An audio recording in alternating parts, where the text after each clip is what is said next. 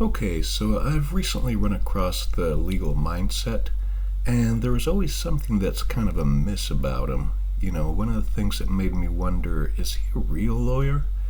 Because he doesn't act like the legal eagle. When the legal eagle comments about something, he always inserts caveats. He always comments that juries can be unpredictable, there can be surprises during trial, etc., etc.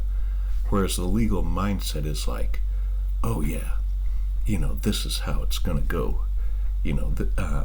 For example, with Denham's lawsuit, Denham's, Frogan, you name it, he's going on, oh yeah, they should definitely settle. That is my advice.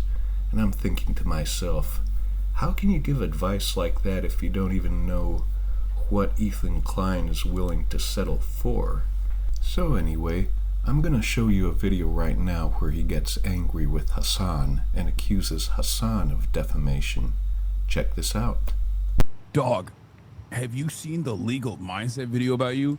Dude, if I were to cover every Rumble lawyer, fake lawyer that it actually is. So let's stop right there. So anyway, in a pretty rambly way, he states that he is indeed a real lawyer, and then he makes a pretty wishy-washy and unconvincing legal threat.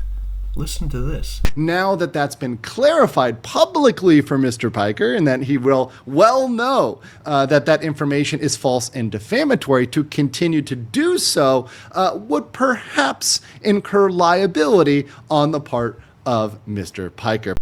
So anyway, this is the point where I say to myself, hey man, doesn't this guy know what a cease and desist letter is? He could easily send Hassan a cease and desist letter and, provide evidence or proof that he's a lawyer.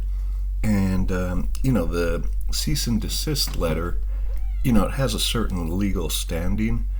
And, when you just argue with someone over YouTube, it has no legal standing because, all Hassan has to say is just be like, hey man, I never watched that guy.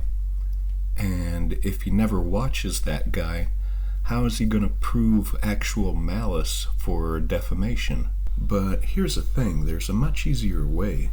Rather than a cease and desist letter, all he'd have to do is just link to his website, to his law firm, right? Because if he's a real lawyer, he's probably part of a law firm. So, for example, here's the Legal Eagle link, and it links to his website. And as you can see, you can submit your case, you can tell us about your case. There are two different buttons that I see. But when I look at the legal mindset,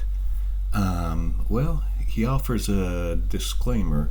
This is not legal advice. I cannot give you legal advice.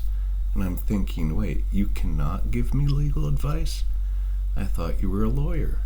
But anyway, and he does link to this join the legal mindset community, become a member. I don't know what that's about, but it doesn't seem like a law firm to me.